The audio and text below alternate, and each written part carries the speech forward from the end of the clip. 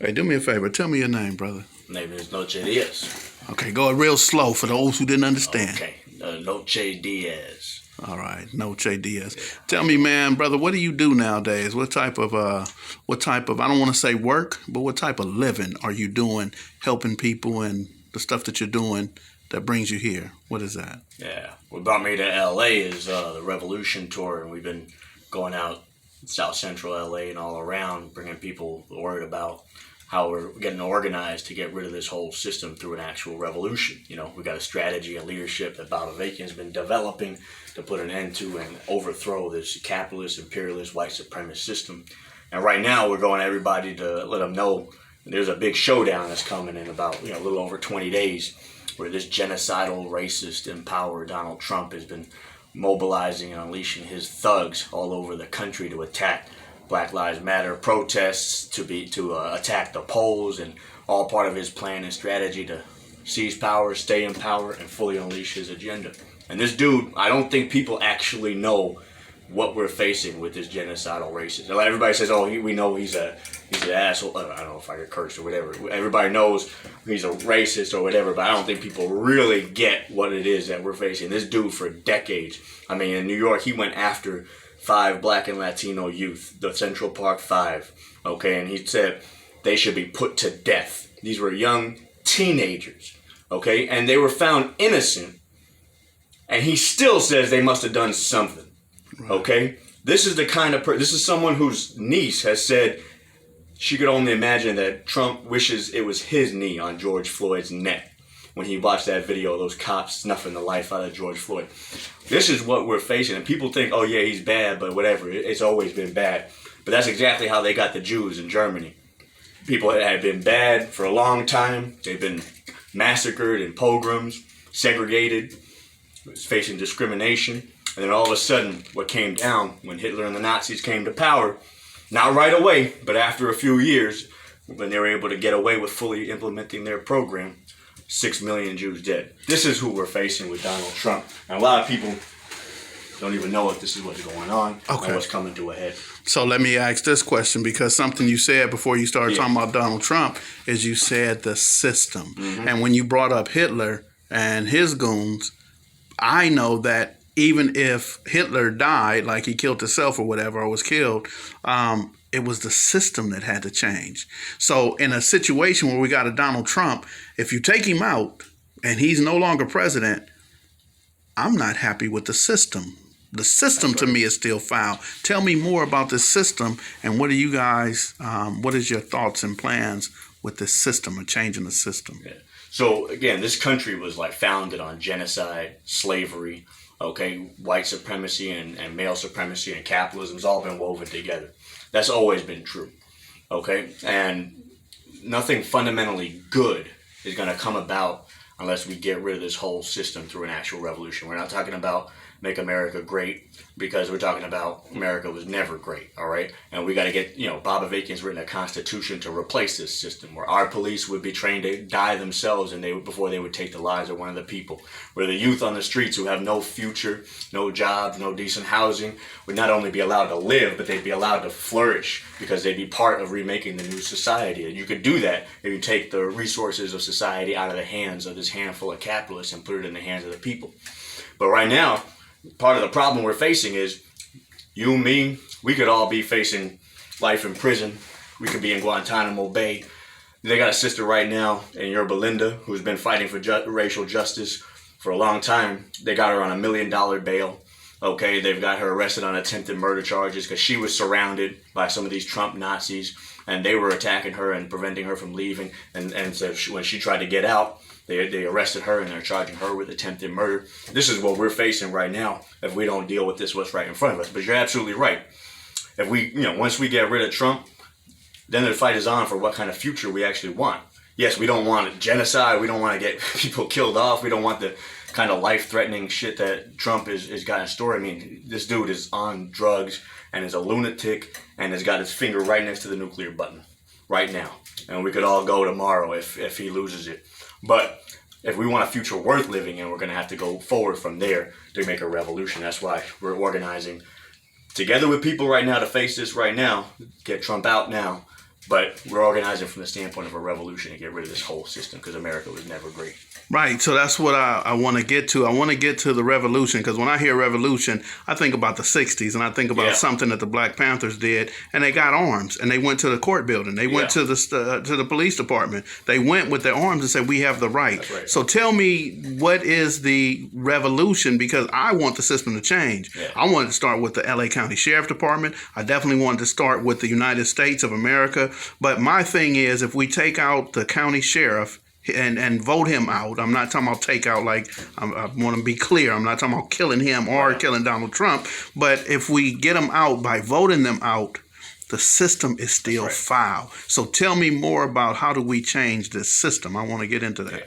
Well, this is why we need what we call fight the power and transform the people for revolution. Because doing things like fighting to get changes in the sheriffs or local changes, which is maybe sometimes important and good, is, like you're saying, going to leave the system intact. So we need to be building those struggles as part of building up the organized strength of a core of people, numbering in the thousands even now, who are doing all that as part of preparing for a revolution where millions can be led to go all out to bring this system down. Okay, and what the Black Panthers did in terms of armed self-defense, which was, they did it by the books and by the law, just for the record. This was totally legal and within their rights, was, righteous, and people defending themselves is righteous.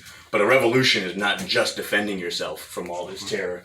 A revolution is when millions of people rise up, overturn and overthrow and defeat the institutions and instruments of violence and power that maintain this way of life. And there's a strategy for how that can be done, including how it can be won in a different situation when there are millions of people ready for that, including an all-out military struggle that would involve taking on and defeating the violent forces of, not just the sheriffs, but you have all this backed by a military of death and destruction.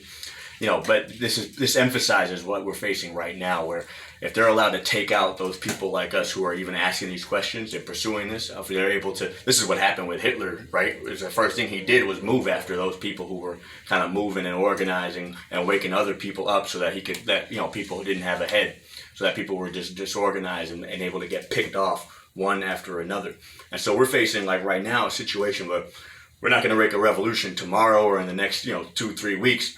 But in the next 2-3 weeks can determine a lot about what kind of movements are even possible in the next few years, or if human life is even possible on this planet because of what they're doing to the environment. So that's why we got to do both at the same time. In other words, right? We got to face what people are, yes, with Trump and a lot of different injustices, but all these roads for, revolution, roads to getting justice and reforms in different, whether it's LA, whether it's, Chicago, whether it's New York, all this has got to go through facing what we're facing right now, which is a big part of what I want to talk about, just because so many people are looking away.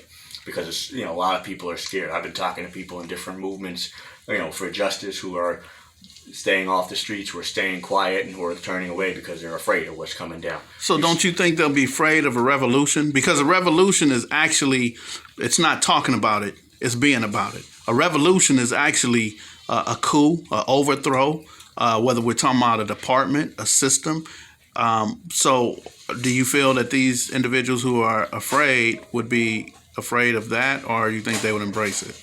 Well, look, right now, and just to be clear, the difference between a coup and a revolution is a coup is a small group of people just trying to take out the people on top and put themselves in. A revolution involves millions of people rising up, just so there's no confusion.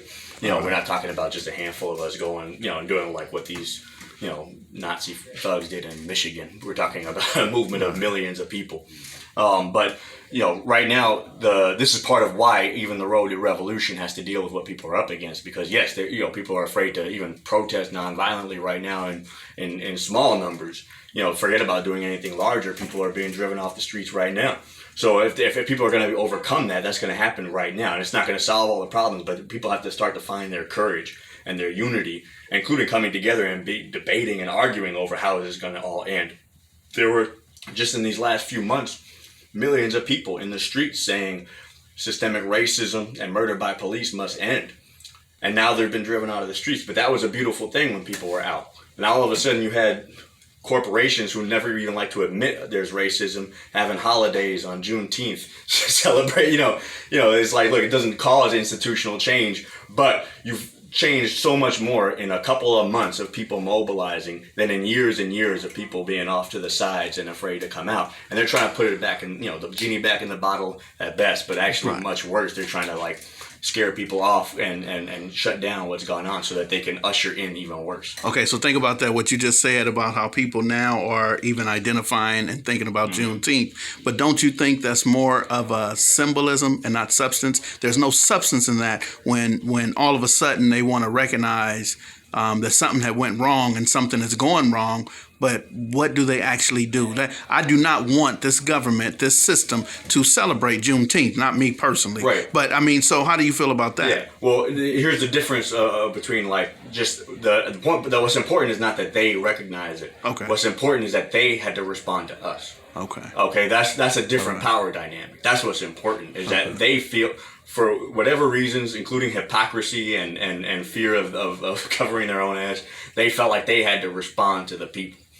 So that's what's important there, is that more so than sort of being off to the side, people being out in front in the streets, raising all kinds of noise and all kinds of protests and all kinds of resistance and rebellion, that forced them to respond to us. That's what was important there. Not that they all of a sudden woke up and changed their tone and all that stuff, but it gave you a taste. And this is why the people in power are so afraid of that. Okay, this is why the Trump has been on a tear of law and order, calling people who've been in the streets terrorists and mobs, and scaring telling people in the suburbs be afraid of these colored mobs coming for your suburbs and your housewives. And this is just whipping up all this racist hysteria and fear and getting people ready for a one-sided civil war to wipe out all the colored folks and all the people who are different from Trump's white, English-speaking Christian America.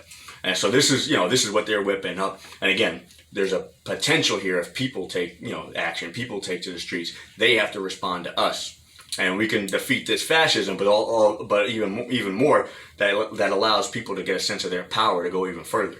And this is also why the Democrats will not fight Trump the way he needs to be fought, and will not call people on the streets, because they don't want that either. They don't want people out in the streets getting a sense of their power, challenging and questioning all these fundamental things. Think about this. The statues that got torn down in these last months about all these white supremacist, Confederate, racist murderers, okay, raised big questions in the minds of tens of millions of people of whether this country was ever anything to celebrate.